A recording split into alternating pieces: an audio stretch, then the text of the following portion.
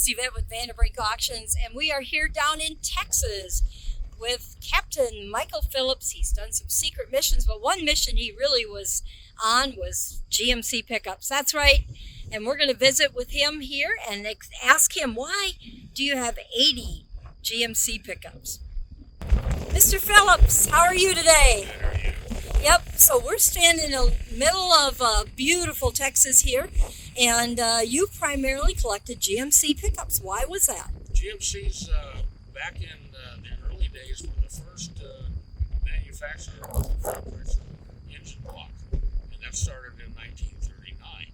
And so Chevrolet didn't used a splash oiler up until 1954. So the GMC engines were known for their stoutness and their longevity, mainly because of the oiling system. These are 54 GMC and Chevrolets, mainly because the 54s were the first year with the one-piece windscreen and also the first year of the flat chassis. If you'll note that the old 47 through 53s had a hump on the back, and that was really difficult for after-body manufacturers to put a body on there, so they came out with the flat chassis, which is what the 54s were. And go ahead. No, I'm just taking a break. Okay.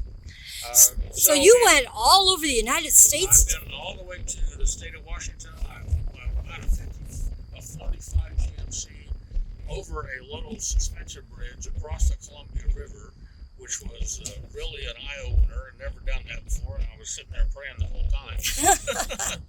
I've been up to as far as North Carolina, down in South Carolina, of course in Texas, Wyoming, North Dakota, South Dakota, Minnesota, Wisconsin. I've been all over, and I've seen a lot of the country just in my collecting. And then, really started because I was going to provide vehicles to the movie industry. Oh, really? Yeah, and so my game plan was to have all these in various stages of repair or disrepair, because sometimes you always see in the movies beautiful cars and trucks. That's not how real life is. So I was going to provide the service. Trucks, any engine from well-worn to almost pristine. And of course that didn't work out like every game plan for business does. So I just have them here, and as I've gotten old and they've had said, I've gotten sick, so I'm about to let them go. So. Now, you're standing in front of us probably how many of them that are the 9-foot box? Right, 9 foot 1 tons, and the 9 foot 1 ton box was an unusual item.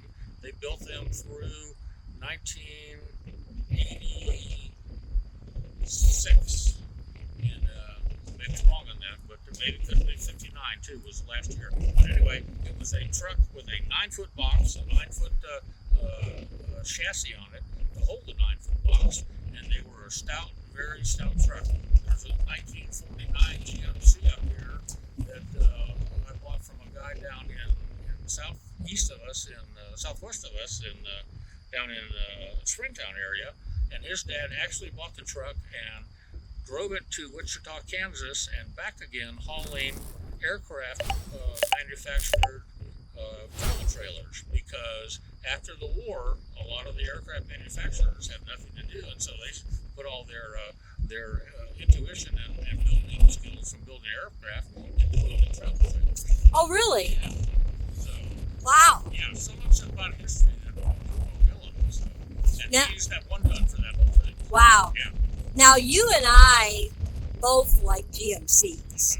And part of the reason is no offense to the Chevy guys, but for you and me, it's kind of a step up, isn't it? A little bit, yeah. We call the Chevy guys the Chevy guys for a reason, you know.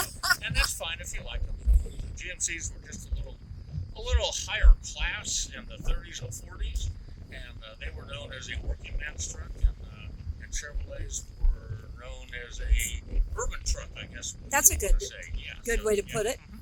And they're harder to find also. They really are. So I started doing this in 1990, collecting trucks. I've been all over the United States doing it. I was going to keep doing more, but my wife says enough is enough, so here we are. Yeah. And that's like any collection, actually, Well, sure, as you get older. You get older, and you can't do the things you used to be able to do. Right. Now, you told me a story. This is off the subject of GMCs, but you were actually somewhat retired and they let you land on an aircraft carrier in a plane? Oh, I was in the Air Force and I was stationed in Kadena in Okinawa. And my general and admiral were good buddies at the Pentagon. And so the admiral invited a couple of us, 4 guys, to go out and actually land on the carrier, spend 3 days out there, and then take off again. But this was in the COD. I didn't realize I could have gotten a ride in the F4, but I didn't. But it was very fascinating to be at sea at wartime situations. Wow.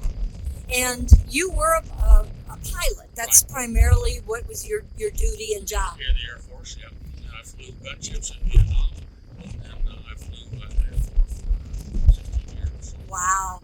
And we aren't even going to talk about some of the stuff you saw, but I'm sure you had some hair-raising adventures. It's either you know, blissful ignorance or stark terror. You know. Yeah.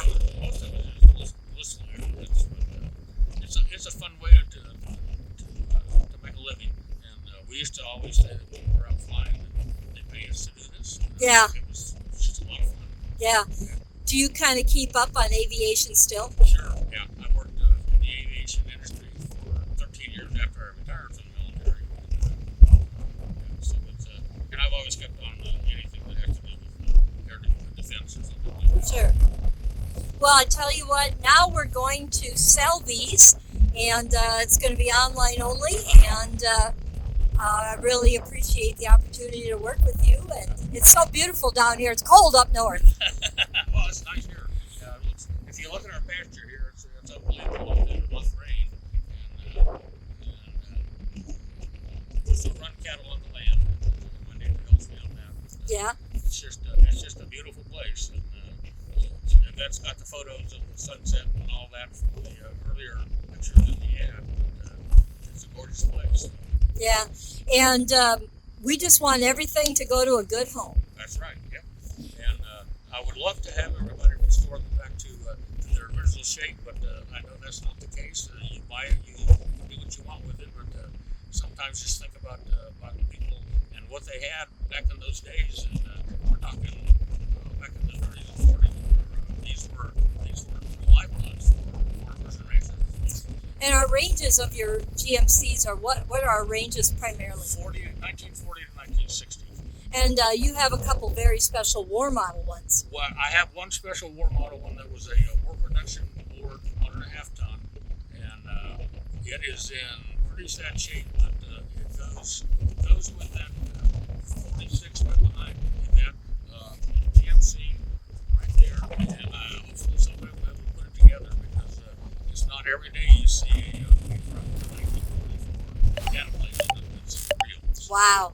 Well, thank you, Mr. Phillips, and we better get back to work, and you've got some other things to do today. All right. Take Thank care. you very much.